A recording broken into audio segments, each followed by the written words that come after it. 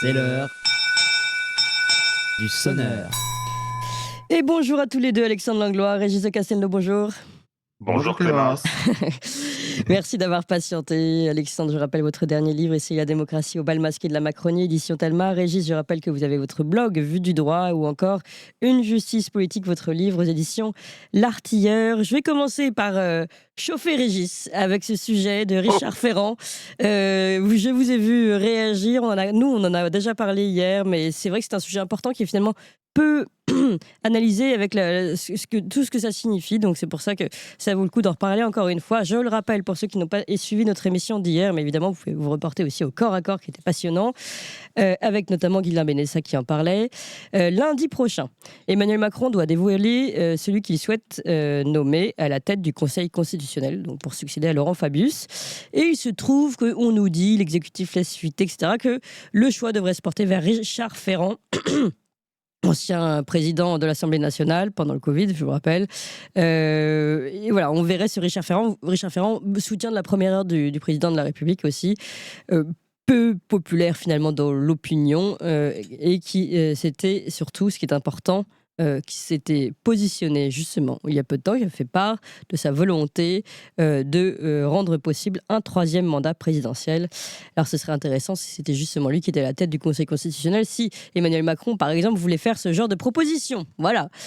Régis, quelle réaction ? Alors, ça caractérise toute la nécrose du système Macron, toute la nécrose. Alors bon, il est arrivé au pouvoir par un coup d'État, soutenu par Richard Ferrand, socialiste, Clémence, socialiste, Oui.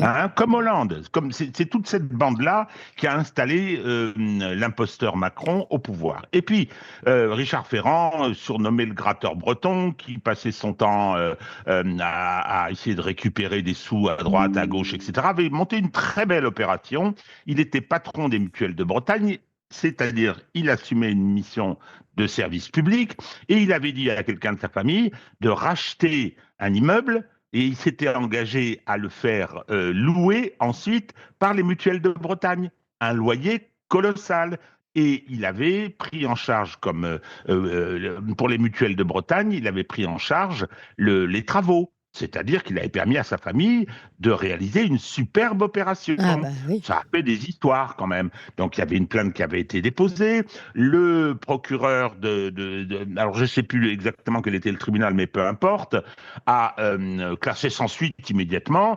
Depuis, très belle carrière, direction des affaires criminelles et des grâces, le service était rendu, mais Anticorps ne s'est pas laissé arrêter et donc a déposé une plainte avec constitution de partie civile qui a obligé à nommer un magistrat instructeur. Et là, c'était le regretté Renaud Van Humbeck qui décide de mettre en examen la compagne de Ferrand, qui était la bénéficiaire de l'opération immobilière, qui était une escroquerie, et Richard Ferrand lui-même.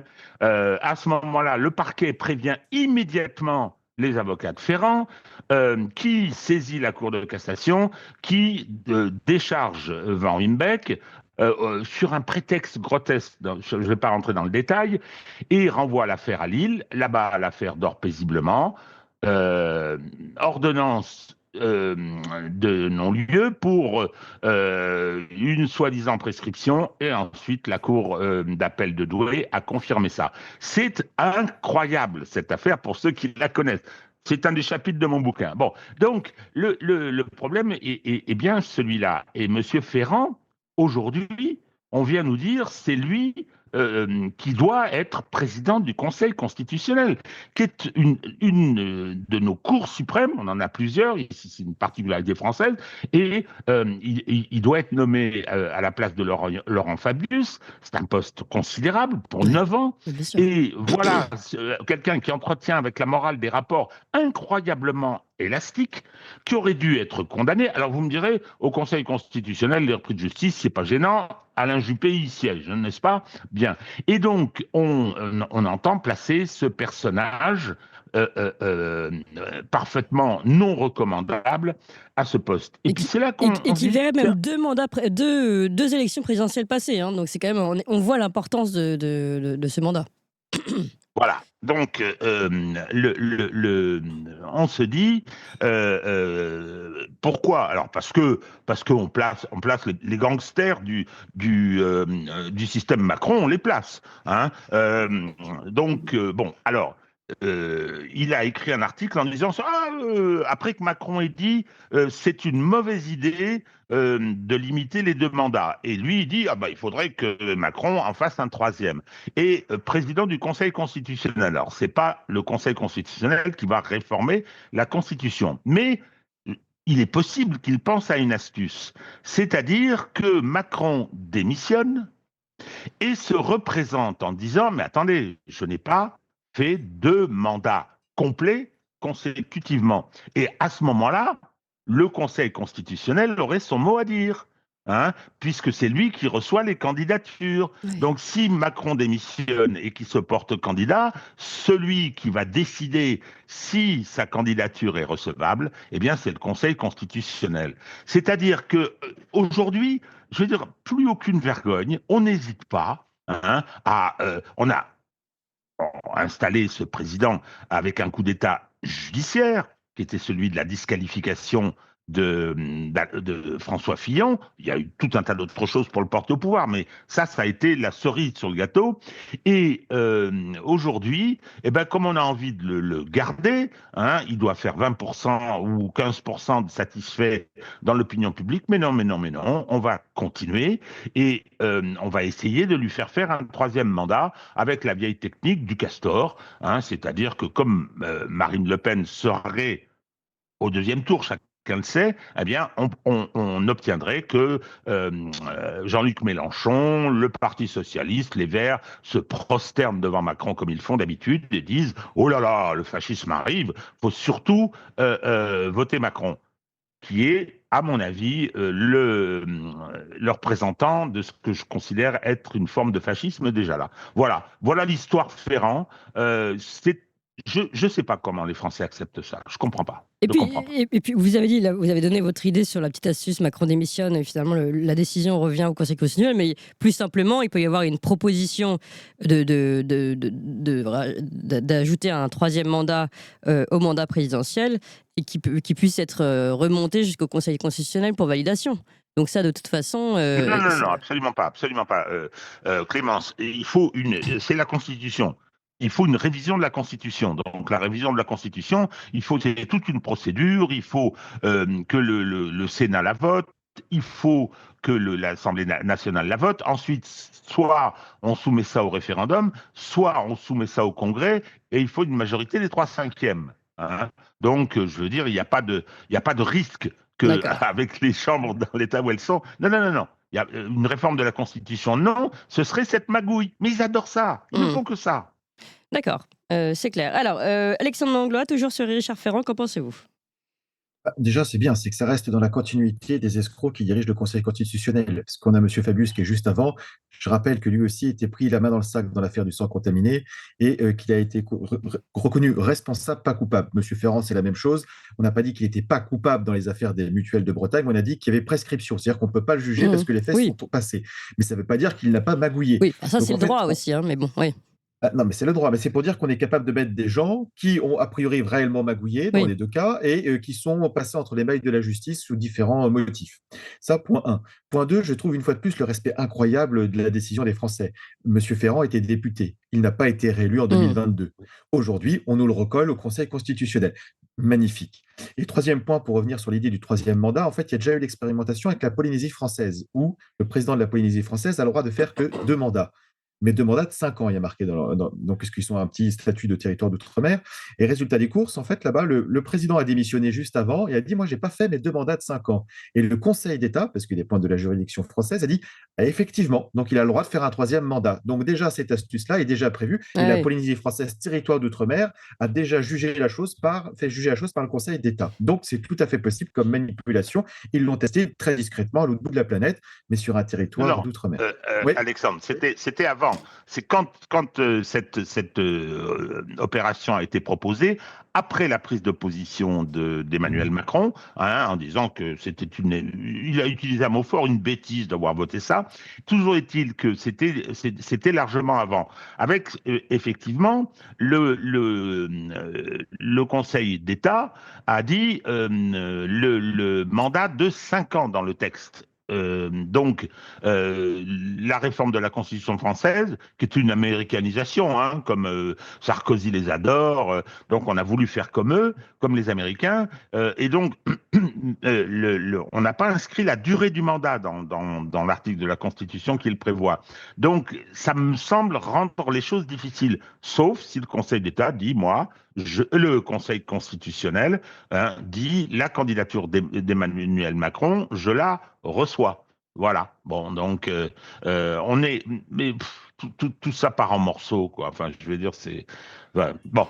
Alors, je vous Oui, propose, je vais encore vous chauffer un coup là, Régis, parce que c'était pas prévu, mais je vous propose de réagir quand même rapidement aussi à la proposition de Donald Trump après la visite de Benjamin Netanyahou à la Maison Blanche de cette, on va appeler ça une prise de contrôle de Gaza par les Américains, qui pourrait sous-entendre aussi un déplacement de sa population pour faire en sorte de reconstruire Gaza en Riviera, en gros la grosse côte avec sa belle-mère, etc.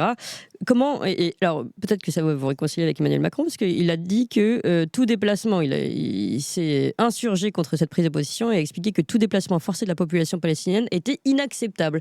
Comment vous réagissez, Régis ? Il aurait peut-être pu dire, notre cher Emmanuel Macron, c'est de l'épuration ethnique, ça confine au génocide et que par conséquent, une épuration ethnique de la population palestinienne de sa terre, donc il aurait pu faire quelques références au droit international plutôt que de dire c'était inacceptable, ça veut rien dire, inacceptable. Bon, les réactions à cette proposition de Trump, c'est du Trump tout pur, ça, c'est du Trump tout pur.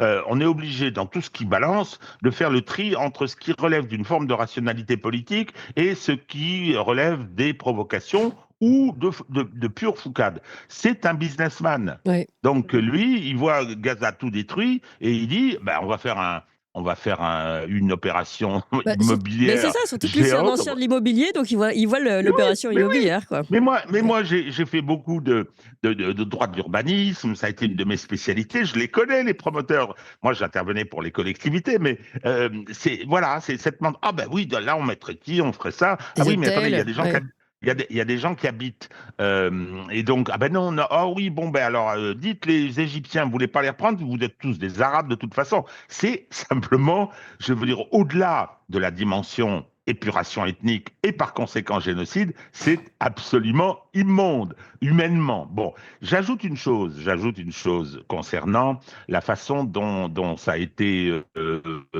proposé, et il faut reconnaître que c'est un tollé mondial, et qui sont déjà en train de battre en retraite. Hier, il y avait Patel qui recevait Netanyahou, le nouveau patron du Pentagone. Ouais. Ouh là là, il était très très modéré. Il essaie un petit peu de rétropédaler.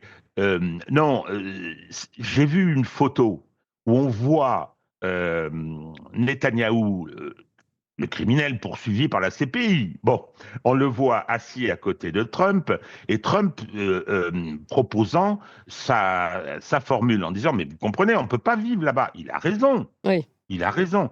Tout est détruit, c'est épouvantable pour ces pauvres Palestiniens et tout. Et à côté, Hillard, tout content de la proposition, celui qui a tout cassé, le criminel qui a détruit et massacré des dizaines et des dizaines de milliers de Palestiniens. Mais qu'est-ce que c'est que ce monde, Je précise que justement Benjamin Netanyahou a salué cette idée qui, selon lui, je cite, « pourrait changer l'histoire ».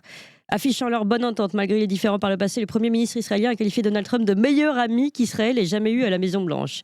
Il a estimé que l'idée du président pourrait donc changer l'histoire. Voilà. Donc on voit en effet un Benjamin Netanyahou ravi de cette proposition, surtout qu'il ne s'y attendait pas. C'est pas forcément la teneur du début des premières actions de Donald Trump sur le Proche-Orient.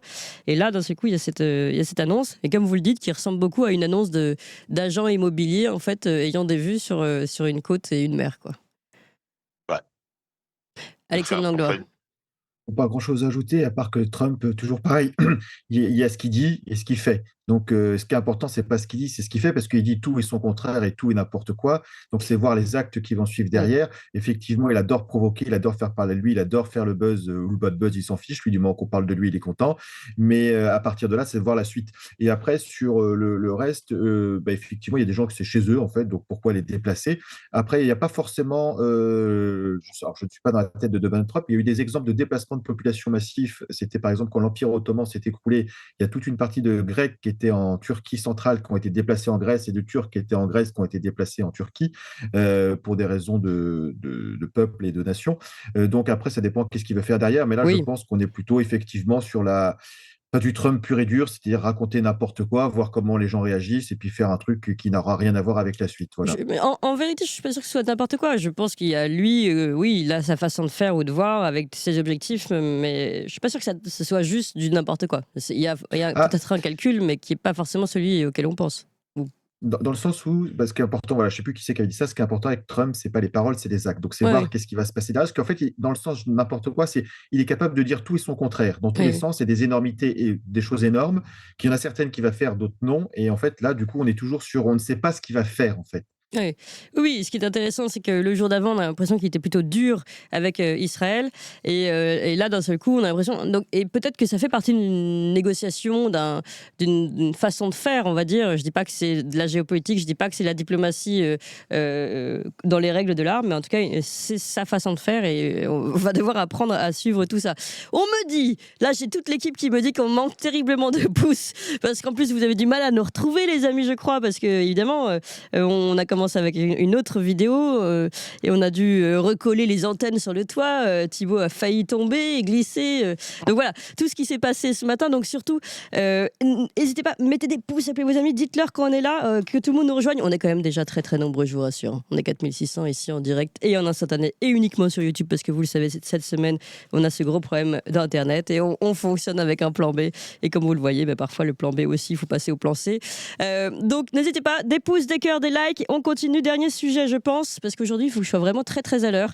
Donc, je vais faire très attention. Dernier sujet, on va parler de la drogue. Sauf que c'est une proposition intéressante, alors que mardi dernier, le Sénat a adopté à l'unanimité une proposition de loi transpartisane, attention, pour lutter contre le narcotrafic en France. Donc on devrait se féliciter de tout ça. Le texte prévoit notamment la création d'un parquet spécialisé. Là, évidemment, je me tourne vers Régis. Mais la veille, c'était intéressant, tiens, le maire de Grenoble, Éric Piolle, a proposé de conduire des tests salivaires de stupéfiants sur les députés et les ministres, de manière anonyme, afin de voir si le problème de la drogue touche aussi les cercles des décisions, décidément. Je vous propose de l'écouter. C'est Éric Piolle, il a redit la même chose le lendemain sur RTL. On écoute. L'idée, c'est de démontrer qu'il y a une grande hypocrisie autour du narcotrafic et de la consommation de drogue en France. Ouais. Et de juste mettre sur la table un diagnostic qui dise que nos institutions sont aussi pénétrées par ce narcotrafic. Donc on a une classe politique avec des toxicomanes comme dans toutes les tranches de la société? Oui, je pense, effectivement. Il y avait eu un test il y a 4 ans au Parlement anglais qui avait juste pris quelques urines dans les urinoirs. Hein. Ils n'avaient pas fait de test et ils avaient trouvé des traces de cocaïne un peu partout. Oui. Mais c'est quoi l'idée? C'est de banaliser la consommation? C'est de dire, voilà, tout le monde en prend? Non, l'idée, pas c'est si de pointer le fait que nous sommes en échec. Voilà, donc Éric Piolle qui veut tester anonymement les députés, sénateurs, ministres aussi, hein, sur la base du volontariat. Bon, moi, du coup, ça limite un peu les possibilités. Cette fois-ci, je me tourne vers Alexandre Langlois. Alors déjà, c'est intéressant qu'il pose le débat sur la table, Oui. parce que moi, j'en rêve depuis longtemps. On est capable de faire des tests anti-stupéfiants pour des gens qui prennent la route à juste titre parce que c'est dangereux. On a des gens qui dirigent le pays et ils n'ont pas de test. Ça me semble quand même encore plus dangereux d'avoir des gens qui sont capables de nous envoyer dans le mur sous produits stupéfiants. Et en plus, on l'a su récemment encore, il y a eu des problèmes de drogue à l'Assemblée nationale, au Sénat, dans les ministères où on se fait livrer, jusqu'à Matignon. Donc, en fait, en plus, ce serait logique. Donc, ça, c'est un bon début. Après, la suite, c'est pas dans le texte du Sénat, ça. Je veux dire, moi, quand on commence par lutter contre le narcotrafic, on commence par lutter à la tête de l'État. Le Sénat s'est bien gardé de proposer ça. Donc, la deuxième chose aussi sur les limites d'Éric Piolle, c'est sur volontariat et anonyme. Je veux dire, le citoyen lambda dans la rue, quand il se prend un test de drogue, c'est pas anonyme. Lui, il va en tôle derrière. Et si c'est pas jamais il y a- volontariat. Et c'est pas le volontariat. Mais ça non veut plus. rien Donc dire, ça, un test de volontariat, évidemment. Enfin, il n'y a que ceux qui savent qu'ils sont tranquilles qui vont proposer de faire le test. Ah bah, du coup, ce qui veut dire que s'il y en a beaucoup qui le font pas, ça veut dire qu'on pourra en déduire qu'ils sont Oui, tous c'est ça. drogués, hein. Et ceux qui le font pas en disant non, je respecte ma vie privée, bah non, du coup, toi, ta vie privée en tant qu'élu de la République ou ministre, bah, du coup, c'est le service de l'État. Donc, on a le droit de savoir si tu es conscient dans ce que tu fais et si jamais tu votes les choses en conscience, sans être sous produit stupéfiant. Donc, c'est intéressant, mais ça ne va pas plus loin.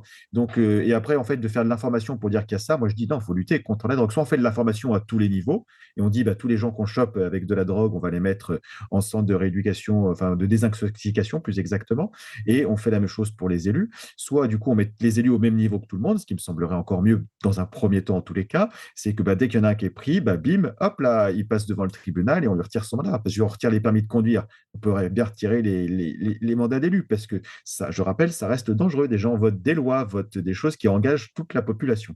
Ouais. Ensuite, sur le parquet financier, enfin le parquet anti-stupes, je laisserai Régis Oui. réagir dessus. Oui. Mais ce que je trouve assez intéressant, c'est que c'est M. Darmanin qui propose ça et qui va mettre ça en place. L'homme qui était ministre de l'Intérieur et qui a détruit la PJ à l'époque. Donc la police judiciaire, qui était donc une institution indépendante, qui était fonctionnée sous régime des magistrats dans le cadre des enquêtes judiciaires.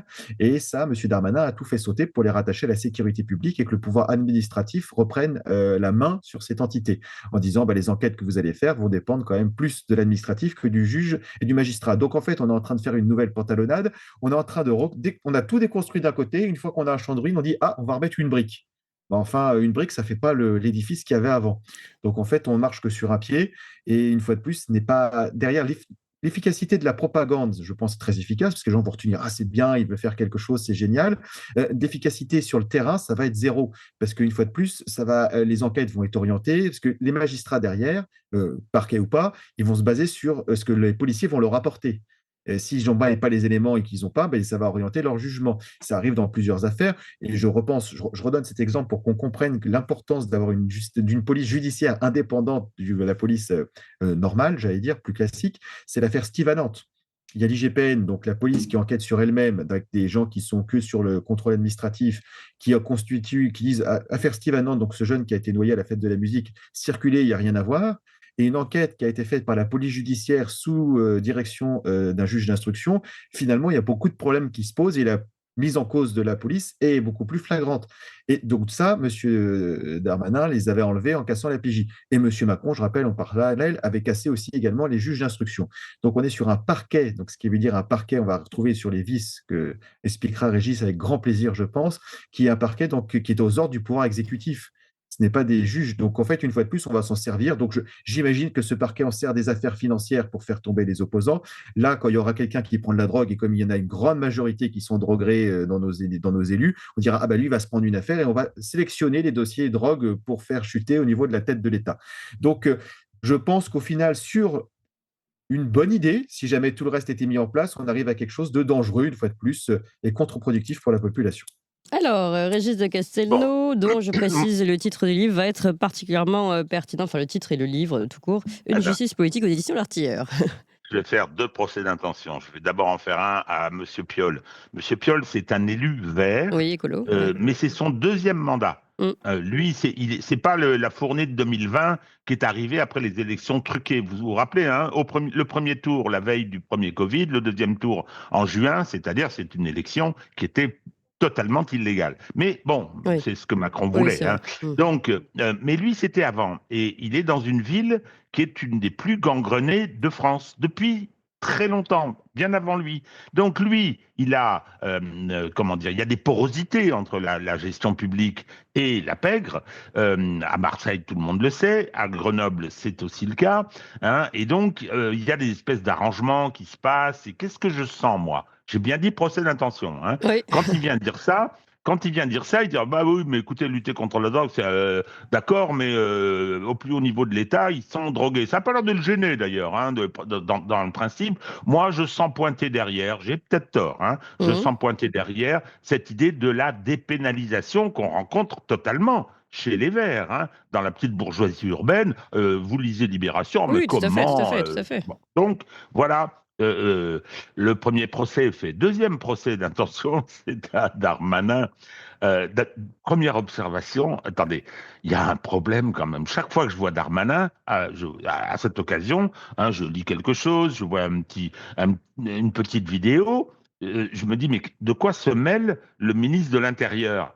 Il est crédible comme ministre de la Justice, comme moi d'être archevêque, quoi. Il y a ce passage de ce poste à un autre, mais c'est terrible. Bon, alors, parquet national ou pas? Alors, oui, parquet oui, Effe- spécialisé, oui. oui, justement, spécialisé. Son premier défaut, c'est d'être un parquet national. C'est-à-dire qu'il a une compétence sur l'ensemble du territoire. Alors c'est bien, on se dit, bah, ils vont être spécialisés, ils connaissent les dossiers, etc. Sauf que il devient très vite, et Alexandre l'a dit, l'instrument du politique. Tous les parquets nationaux, le PNF, regardez notre cher PNF, hein, qui est l'outil de la protection, qui a Est-ce été que- l'outil de l'élection de Macron et qui est l'outil de sa protection. Parce que c'est Euh, centralisé à Paris, c'est ça que vous voulez dire, et que du coup, a oui, priori, et on se connaît à eh ben, Paris et on peut discuter. proximité du pouvoir. Hmm. Le parquet national antiterroriste, c'est vrai que c'est bien sur le papier, il centralise et tout, moyennant quoi, ça a permis toutes les manipulations. Dans l'affaire du génocide au Rwanda, hein, sur les responsabilités de M. Kagame, il y avait eu tout un travail qui avait été fait par un magistrat antiterroriste, hein, et puis hop, on lui a retiré le dossier, on l'a donné à un autre qui a exécuté les ordres. Hein, et je veux dire, foutu en l'air tout le travail qui avait été fait auparavant pour ne pas déplaire à l'actuel dictateur réélu avec 98% des voix au Rwanda. Donc, je donne juste ces deux exemples. Alors, on en a fait un sur la santé qui a accouché d'une souris. Donc, c'est la fausse bonne idée, ça. C'est la fausse bonne idée. La compétence territoriale, mais avec des moyens. Avec des moyens. Il faut que les parquets compétents territorialement aient les moyens de mener cette lutte contre le narcotrafic. La responsabilité de la poursuite, Alexandre l'a dit, ça revient au ministère de l'Intérieur, ça revient à la police, qui ensuite amènera ce qu'elle a au parquet territorialement compétent, hein, et ensuite ils seront jugés par les tribunaux territorialement compétents. Cette volonté de mettre à Paris, c'est effectivement sous prétexte de dire on a besoin de spécialités, une façon de mettre ces outils à la disposition du pouvoir exécutif. Et vous pensez, comme Alexandre Langlois, qu'il y a une idée aussi de faire tomber ceux qui ne nous arrangent pas, les éventuels candidats adversaires, etc. Et puis de ne pas faire tomber, enfin de garder, on va dire, le secret et de ne pas faire de plus d'enquêtes sur les amis. Oh, comment? C'est une horreur ce que vous venez de dire, Clémence, vous vous rendez compte? Oh là là! Alors que le PNF, ils sont tellement d'une probité et d'une moralité extraordinaire. Hein. François Fillon, c'était par hasard parce qu'il avait été méchant. Hein. Il avait employé ses enfants comme attachés parlementaires, comme 95% des parlementaires français. Hein. Mais lui, non, non, non, non, non. Attendez, c'est évident. C'est Oui. évident, ça devient un outil de manipulation totalement entre les mains du pouvoir. Qui c'est qui nomme le patron? L'exemple du PNF est tellement caractéristique. Donc, non, non, c'est une fausse bonne idée. Eh bien, merci à tous les deux. Alexandre Langlois, je rappelle votre livre Essayer la démocratie au bal masqué de la Macronie, édition Talma. Régis de Castelnau, votre livre Une justice politique aux éditions L'Artilleur. Et comme toujours, des livres particulièrement d'actualité. Merci à vous tous, chers amis.